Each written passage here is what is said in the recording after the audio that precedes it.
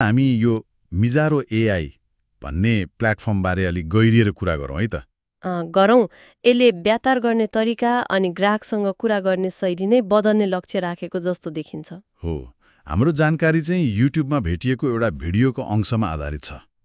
त्यही स्रोतलाई आधार मानेर यसको खास विशेषता के हो, कसरी चल्छ अनि व्यवसायलाई यसले के फाइदा दिन सक्छ भनेर केलाउने हाम्रो उद्देश्य हो। भिडियोमा त यसलाई एकदम इन्टेलिजेन्ट एआई च्याटबट भनेर चिनाएको छ नि। हो, मान्छे जस्तै बिक्री प्रतिनिधिको काम गर्ने रे, ग्राहक तान्नेदेखि लिएर लिडहरू जम्मा गर्ने, बिक्री बढाउनेसम्म। सुरुवाती अनुभव कस्तो देखिन्छ त स्रोतको आधारमा पहिलो पटक प्रयोग गर्दा?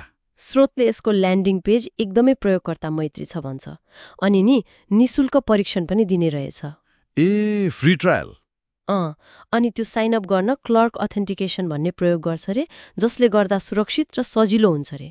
त्यो वाटरमार्कहरू पनि नदेखिने सहज अनुभव दिने कुरामा जोड दिएको पाइयो। ए, अनि साइन अप गरिसकेपछिको ड्यासबोर्ड नि, त्यसको के फाइदा रहेछ? त्यो ड्यासबोर्ड महत्त्वपूर्ण छ। स्रोतका अनुसार त्यहाँ सम्भावित ग्राहक, पाइपलाइन भ्यालु मतलब कति व्यापार आउन सक्छ भन्ने अनुमान अनि अपोइन्टमेन्ट, जम्मा बिक्री जस्ता मुख्य कुराहरू एकै ठाउँमा देखिन्छ। ए, सबै एकै ठाउँमा? हो नि। पहिला यताउता छरिएको जानकारीलाई एकै ठाउँमा ल्याउने भयो। मतलब मालिकले छिटै अवस्था बुझ्न र निर्णय लिन सजिलो हुने भयो। अनि वेबसाइटमा त्यो च्याटबट राख्ने प्रक्रिया चाहिँ कतिको सजिलो छ रे? स्रोतले त भन्छ कोडको एक लाइन कपी पेस्ट गरे पुग्छ। साँच्चै त्यति मात्र? त्यति सजिलो रे। अनि यो सामान्य च्याटबट मात्रै होइन रे। कस्तो त? यो त स्मार्ट बिक्री प्रतिनिधि जस्तै हो रे। यसले इमेल सङ्कलन गर्ने, कुराकानीबाट ग्राहक कतिको सम्भावित छ भनेर छुट्याउने, लिड क्वालिफिकेसन भन्छ नि, त्यस्तो बिक्रीका तरिकाहरू अपनाउँछ रे। ए, अझ यसले पुराना कुराकानी पनि सम्झन्छ रे। मतलब ग्राहक फर्केर आउँदा फेरि सुरुदेखि भन्नु परेन। गजब रहेछ त। यसको मतलब बिक्री प्रक्रियालाई पनि यसले स्वचालित बनाउन खोजेको जस्तो देखियो होइन त? जस्तै अपोइन्टमेन्ट मिलाउने वा पैसा लिने। हो, स्रोतले त्यही भन्छ। यसले ग्राहकलाई अपोइन्टमेन्ट बुक गर्न लगाउने वा सिधै भुक्तानी गर्न लगाउने गर्न सक्छ रे। भुक्तानी पनि? विशेष गरी त्यो स्ट्राइप भन्ने छ नि, त्यसले जोडेर। स्ट्राइप त चलेकै पेमेन्ट सिस्टम हो, त्यसैले सजिलो भयो। तर च्याटबटले सबै कुरा त कहाँ समाधान गर्न सक्ला र? मान्छे नै चाहिने अवस्था आयो भने नि? राम्रो प्रश्न। स्रोतले भन्छ यदि च्याटबटले जवाफ दिन सकेन भने त्यसले कुराकानी सिधै मान्छेलाई मतलब लाइभ सपोर्ट एजेन्टलाई पास गरिदिन्छ। ए, त्यस्तो सुविधा पनि छ?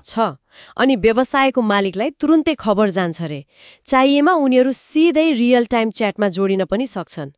यो राम्रो कुरा हो किनकि सधैँ सबै कुरा स्वचालित त हुँदैन नि। ठिक हो।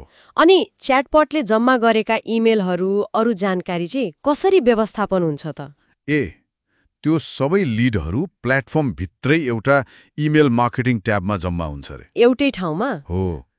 त्यहीँबाट प्रतिक्रिया विश्लेषण गर्ने, निश्चित समूहलाई छानेर छुट्टै क्याम्पेन बनाउने अनि आफूले चाहे जस्तो इमेल पठाउने सबै गर्न मिल्छ रे।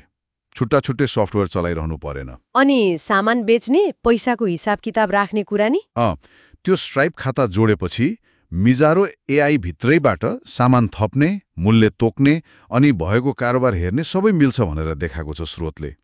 बिक्री र भुक्तानी व्यवस्था पनि एकै ठाउँमा। कस्तो राम्रो। अनि यसलाई आफ्नो व्यवसाय अनुसार ढाल्न कतिको मिल्छ? मतलब च्याटबटको रङ, आइकनहरू परिवर्तन गर्ने? मिल्छ। स्रोतका अनुसार अनुकूलनका राम्रै विकल्प छन्। च्याटबटको आइकन, सुरुमा देखिने स्वागत सन्देशहरू सबै परिवर्तन गर्न मिल्छ। वेबसाइटको डिजाइनसँग मिलाउन नि? त्यसको लागि कस्टम थीम पनि बनाउन मिल्छ रे। अझ महत्त्वपूर्ण कुरा, व्यवसायले आफ्नै प्रश्नहरू र उत्तरहरू FAQs हालेर बोटलाई तालिम दिन सक्छन्। तालिम पनि दिन मिल्ने? हो, ताकि यसले अझ ठिक र सहयोगी जवाफ दिन सकोस्। ल, त्यसो भए यी सबै विशेषता हेर्दा मिजारो एआईले खासमा गर्न खोजेको के रहेछ त? यसको निचोड के हो? जो समग्रमा हेर्दा नि यो स्रोतको आधारमा मिजारो एआईले एउटा केन्द्रीकृत प्लेटफर्म बन्ने कोसिस गर्दैछ। यसले एआई च्याटबट, बिक्री प्रक्रिया, भुक्तानी, इमेल मार्केटिङ जस्ता धेरै कुरालाई एउटै ठाउँमा ल्याउन खोजेको देखिन्छ। मतलब अल इन वान जस्तो? हो त्यस्तै।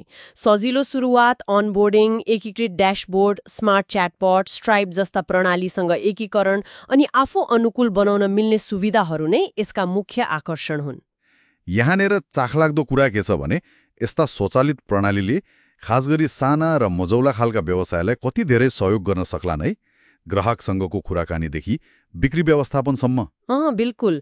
यो त व्यवसाय सञ्चालनमा एआई प्रयोग गर्ने जुन ठूलो लहर चलेको छ नि त्यसैको एउटा उदाहरण भयो। हो त। र यसले हामीलाई सोच्न बाध्य बनाउँछ। के कुरामा? ओहो, श्रोताहरूलाई पनि सोच्नको लागि एउटा प्रश्न छोडेर जाउँ न त। जब व्यवसायहरू यसरी च्याटबट जस्ता स्वचालित प्रणालीमा बढी भर पर्न थाल्छन्, यसले ग्राहकसँगको त्यो मानवीय सम्बन्धको प्रकृतिलाई चाहिँ कसरी असर गर्ला अनि व्यवसायभित्र चाहिने सिपहरूमा पो कस्तो परिवर्तन ल्याउला?